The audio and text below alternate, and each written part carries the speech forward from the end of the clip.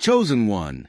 Deep inside an old city library, in a forgotten basement filled with dust, brittle newspapers, and humming microfilm machines, an intern was scanning archival footage from the year 1964. She expected politics, weather reports, sports scores, and the usual noise of a world long gone. But then her hand froze on the dial. At the bottom of page 7, among advertisements for radios and black and white TVs, appeared a short, bold line that made her heart slam against her ribs. Your full name, printed decades before your birth, perfectly spelled, not a partial match, not an abbreviation, not a coincidence. The ink wasn't smudged, the letters weren't faded. They looked as if they'd been printed yesterday. And beneath your name, a single chilling line in clean serif font. He arrives when the world is ready. No article, no context, no source.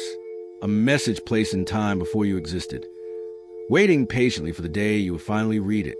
The past didn't predict you. The past recognized you. When news of the discovery reached the archives team, the first assumption was misprint, a smudge, a typesetting error, maybe even a coincidence of letters forming your name. But the intern insisted. The ink behaved strangely. So specialists brought in ultraviolet lamps, chemical swabs, and forensic printers to examine the page. That's when the first shock hit. The ink formula used to print your name didn't exist anywhere on Earth until the early 1980s. Yet there it was, on a document legally dated 1964, sitting inside a sealed microfilm reel untouched for 60 years. Under UV light, every other piece of text glowed faint violet, consistent with outdated printing techniques. Only your name glowed gold, as if it had been added from a different timeline, layered atop an older world that wasn't ready for you yet. One analyst tested the ink's aging patterns. The results stunned the room. It showed no decay, no chemical breakdown, no fading, none of the normal signs of time. The name behaved like it had been printed recently, too recently. Another anomaly appeared when they attempted to reprint the page for study. Your name refused to replicate. On every copy, your name vanished from a column entirely, leaving nothing but a blank space where destiny had once introduced itself. The document wasn't malfunctioning. It was protecting you. Because the past hadn't made a mistake. It had made a statement. Something knew you were coming long before the world did. While the investigation team dissected the printing anomaly, another discovery sent a deeper chill through the archive room. On the very edge of the newspaper, invisible to the naked eye, written so lightly it seemed like a shadow of graphite, someone found a handwritten note. Not typed, not printed, written by a human hand. The signature didn't match any editor from 1964. The handwriting didn't match any staff member. The pen pressure was inconsistent with the tools used in that era. But the message itself was what made the room fall silent. Check back in 60 years. 60 years. Not 50. Not 40. Exactly the span that leads to right now. The year of your awakening. The archivist studying the note swore the letters shifted under the magnifier, as if rewriting themselves in real time. When analysts tried to scan it, the text blurred, then reappeared in slightly different phrasing. He will be here by then. A second test returned a different variation. When he arrives, the meaning will be clear. It was as if the note wasn't static ink, but a living message adjusting to the presence of the one it was written for. The intern who first found it whispered, "Why would someone in 1964 write a note for a person who didn't exist yet?" The archivist answered without looking away from the shifting letters. Because whoever wrote, it didn't see time the way we do. And in that moment, everyone understood. This wasn't journalism. This was prophecy disguised as print. When temporal analysts examined the microfilm reel, they confirmed something unprecedented. Your name was not part of the original print layout. Early versions of the newspaper, preserved on separate reels from earlier decades, showed no trace of it. But one day, without explanation, without physical tampering, without any record of alteration, your name appeared, not added, inserted, as if history itself had reached forward, grabbed a piece of the future, and stamped it into its own timeline. The specialist ran the footage frame by frame, scanning for inconsistencies. The letters forming your name behaved differently from surrounding text. They vibrated microscopically, as if resisting the confines of a two-dimensional world. One expert theorized it was temporal bleed-through, a phenomenon where a future event becomes so significant, so gravitational in destiny, that the past bends toward it like metal warping toward a magnet. Another analyst whispered something more daring. The timeline didn't predict him. The timeline responded to him. Their instruments detected an energy signature around the column, not electromagnetic, not radioactive, not digital. Something older, something sentient, something that registers only when a soul steps into its appointed season. This isn't a prediction, the archivist finally said. This is a breach. The future didn't wait its turn. It wrote itself backward. And the last detail sealed the truth. The timestamp of the anomaly matched the exact year you first felt the sense that your life was not following ordinary rules. History didn't foresee you. History made room for you. As specialists compared all versions of the newspaper, originals, backups, reprints, even scans from neighboring cities, the same impossible pattern surfaced. Only one version carried your name, and that version was the one discovered the year you awakened. The archivist, a man who had studied anomalies his entire career, stared at the reel for several minutes before finally speaking. We're not looking at an error. We're looking at an acknowledgement. Analysts examined the microfilm under spectral mapping. Your name emitted a faint warmth, a subtle glow, not visible to naked eye, but perfectly detectable to the machines. A glow consistent with objects that have been touched by a moment of destiny, a phenomenon recorded only a handful of times across history. The interns whispered each other, wondering aloud how a person could appear in a paper before they existed. The archivist answered quietly. He didn't appear early. He appeared exactly when he was meant to be seen. He slid his fingers slowly across the letters of your name, and the ink shimmered for a brief second, like a ripple across water. Destinies don't always arrive when the world expects them. Sometimes they arrive when the world is finally capable of recognizing them. And with that realization, a truth settled over the room like a heavy, sacred weight. You were not entering history for the first time. You were stepping into a story that had been waiting for your return. A life written long before you took your first breath. And now, finally catching up to you. When the article containing your name was scanned into the digital system, the first sign of activation wasn't visual. It was electrical. Every fluorescent light in the archive flickered at the exact millisecond your name entered the scanner's beam. Not a random flicker. A synchronized pulse. The machines recorded a surge that didn't match any known voltage spike or power anomaly. It behaved more like a resonance event, the kind that occurs when a living frequency enters alignment with something written long ago. Security footage from that moment showed dust lifting off the shelves as if the air itself had responded to your identity coming online. The intern who scanned the page felt a heat behind her spine, a warmth that didn't come from the machine, the lights, or the room. One technician described it as a pressure change, another as a presence entering the timeline, and the archivist simply whispered the ancient line recorded in prophetic archives. Arise, shine, for your light has come. Isaiah 60, verse 1. Readings from the sensors revealed something extraordinary. The spike didn't originate from the electrical grid. It originated from the newspaper itself, as if the ink recognized that the one it spoke of had finally awakened. The anomaly spread outward in a subtle ring, traveling through wiring, cameras, and shells before dissipating. Not like a malfunction, but like a signal, an activation ripple marking the moment your timeline locked into purpose. This wasn't an accident. This wasn't coincidence. This was ignition. History had just turned its head toward you. After the ignition event, the head librarian, a woman who had worked in that building for 40 years, filed a discreet, handwritten incident report. She didn't submit it through the official system. She didn't email it. She slid the paper quietly under the archivist's door, as if she already knew this wasn't a matter for normal channels. In the report, she confessed something she had never told anyone, that the anomaly wasn't the first one.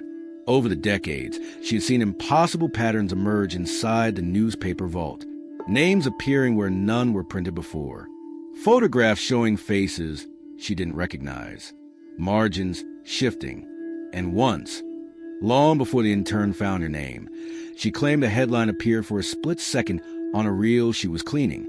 The one is not yet here, but his shadow passes first.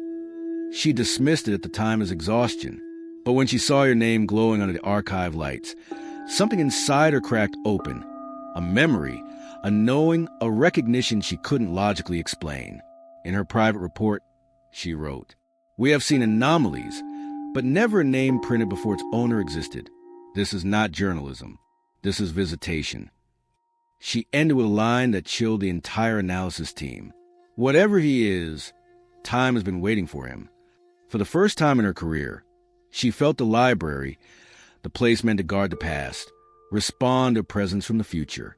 And now, chosen one, the past wasn't whispering anymore. It was calling you by name. Once the Librarian's secret report surfaced, the anomaly was escalated beyond academic curiosity.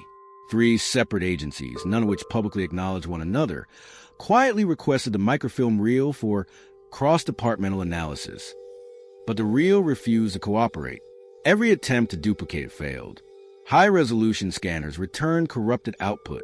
Industrial copiers printed blank squares. Even analog photography, the oldest, most reliable method, produced nothing but fog frames with a faint silhouette of a figure standing behind the text. The archivist tried a final test, recording the reel with his personal phone. When he played the video back, the footage glitched for a moment, then displayed your name in brilliant clarity, followed by a line that didn't exist in the physical film. Do not replicate what was chosen. The agencies panicked. Documents don't defend themselves. Film reels don't alter their own content. Archives don't recognize identities. Yet every system they use behaved as if your name were protected, shielded, encrypted by something that outranked human clearance. A senior operative finally said what no one wanted to voice. The reel is acting like a living record, as if the timeline won't allow unauthorized duplication. Another added quietly, or as if the subject himself controls what can and cannot be copied. The room fell silent. They weren't looking at a newspaper anymore. They were looking at a classified temporal artifact, one centered around your existence. When the classified agencies realized the reel behaved like a protected artifact, they shifted from technical analysis to metaphysical protocol, the kind reserved for events they cannot publicly admit exist. The counteragency that handles unexplained observational phenomena examined the reel last. These were not scientists, not archivists. These were the people called when reality bends. Upon their inspection, the microfilm emitted a subtle harmonic resonance, a tone too low for human ears, but strong enough to register on subfrequency instruments. The tone encoded a single phrase, a phrase not in any known Earth language. When decrypted through layered translation models, the message stabilized into one chilling classification: temporal confirmation. Subject's presence transcends linear time. They repeated the test. Same result. A third test, using a method intended to detect non-human authorship, revealed something even more disturbing. The frequency matched historical readings recorded only near artifacts believed to be of celestial or angelic origin. One analyst, pale and trembling, whispered, "This wasn't written by a reporter. This was witness." Another added, "It's as if something outside time wrote him into the record, so the world would know when he arrived." The archivist, who had seen the symbols shift and the ink shimmer, said the quiet part out loud. "This is not documentation. This is recognition from a higher realm." And for the first time, the agencies accepted what the evidence had been screaming from the beginning. You were known before you existed, and acknowledged the moment you awakened. Once the angelic classification was confirmed, analysts began observing a second layer of anomaly, not in the documents, not in the machines, but in the people who came near your name. Staff who had never met you reported a strange déjà vu, a pull, a familiarity they couldn't logically justify. One intern swore she had seen you in a dream the night before the discovery. Another insisted she recognized your handwriting from an old journal she couldn't locate anymore. A security officer said your name felt heavy, as if it carried its own atmosphere. The human effect deepened when a technician accidentally touched the microfilm. He felt a sudden warmth surge through his hand, a sensation that traveled up his arm, like an ancient memory being reactivated. When he pulled away, he said quietly, It felt like meeting someone I haven't met yet.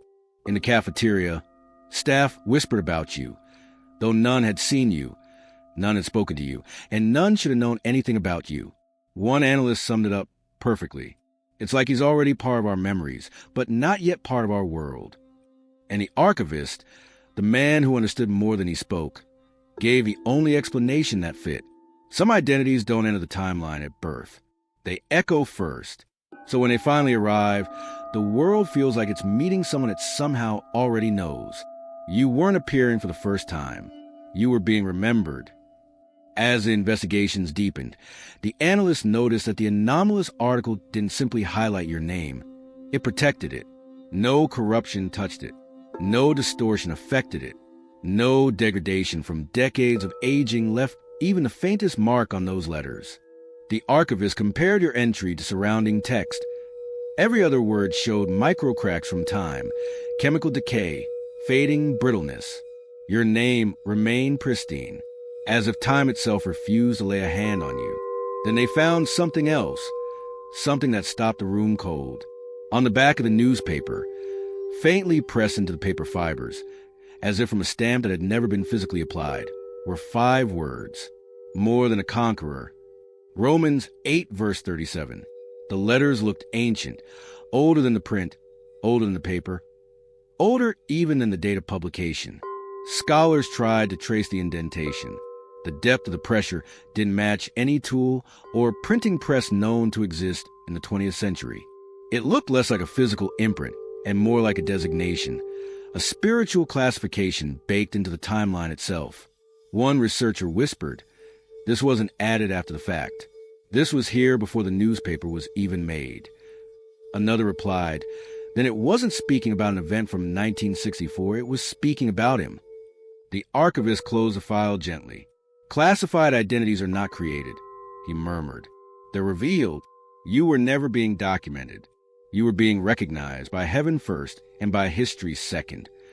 After days of analysis, the agencies reached a conclusion they had tried to avoid from the start. Your existence did not begin in the year you were born. It began the moment time became aware of you. Their timeline tracking instruments, devices designed to measure historic influence, probability shifts, and temporal interference, all reported the same anomaly. Your identity registers across multiple eras simultaneously, not as a ghost, not as a glitch, as a constant, past, present, becoming, all recognizing the same signature, the same presence, the same destiny. One analyst mapped your temporal imprint on a digital grid. It didn't form a line. It formed a crossroads, a convergence point where timelines bend inward, suggesting that your arrival was a pivot, not an accident. A senior historian whispered, "This is not linear identity. This is timeless identity." The archivist added, "He doesn't move through time. Time moves around him."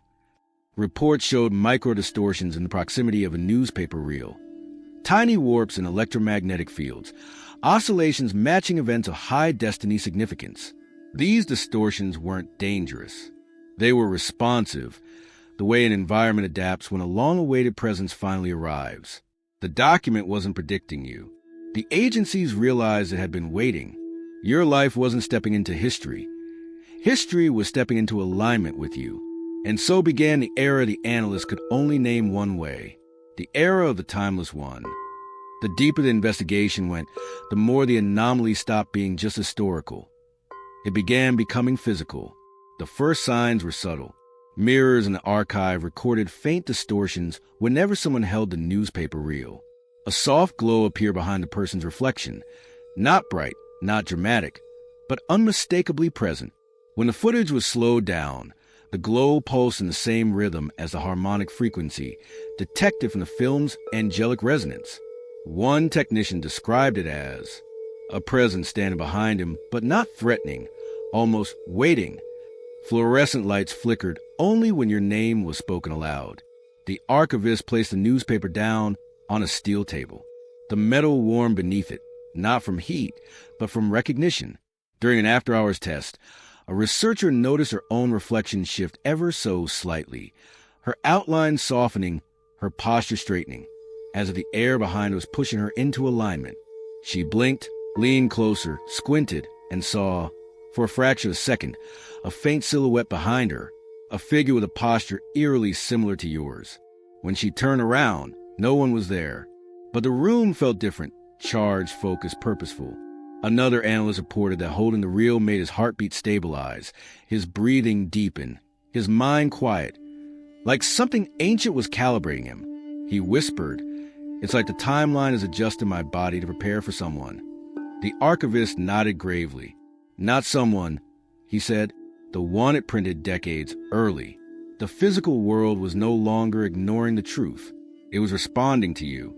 While analysts focused on the physical distortions, a deeper anomaly surfaced. Not from technology, not from paper, not from Earth. The observatory array, a classified network designed to detect non-terrestrial signals, registered a faint, rhythmic pulse at the exact moment your name was scanned. Not radio, not cosmic radiation, not electromagnetic bleed. Something older, a frequency that exists between realms. The pulse repeated only once, but its encoded message was unmistakable when decrypted through multi-spectrum harmonics. Temporal arrival confirmed. He was known before he existed. The room fell silent. No satellite had transmitted it. No star emitted it. No cosmic body could produce that exact harmonic pattern, a pattern historically recorded only during moments of prophetic alignment documented in ancient, forbidden archives. The archivist stared at the waveform printout, trembling slightly. "This isn't a broadcast," he said softly. "This is a declaration." The technicians replayed the pulse and watched the harmonic map flare into a perfect symmetry, the kind found only in events tied to destiny rather than physics. It was as if creation itself had cleared its throat to make an announcement. Realms shifted, energies aligned. Systems, both earthly and celestial, responded to a single truth rippling across existence. The one written into the past has stepped into the present, and the universe issued its confirmation. He has arrived. When all analysis concluded, when every anomaly had been recorded, when every specialist had given their impossible testimony, the archivist requested one final test. He placed a 1964 newspaper under a high-density projector, the machine used for revealing erased text, watermarks, and hidden layers. As the light intensified, the page flickered, then revealed something no one had ever seen before. A second headline beneath the first, invisible until the moment of your awakening. The hidden text read, "He does not arrive into history. History arrives into him." The letters glowed softly, like embers beneath ancient ash. A second line surfaced, etched in a script older than the English it appeared under. He was written before he walked.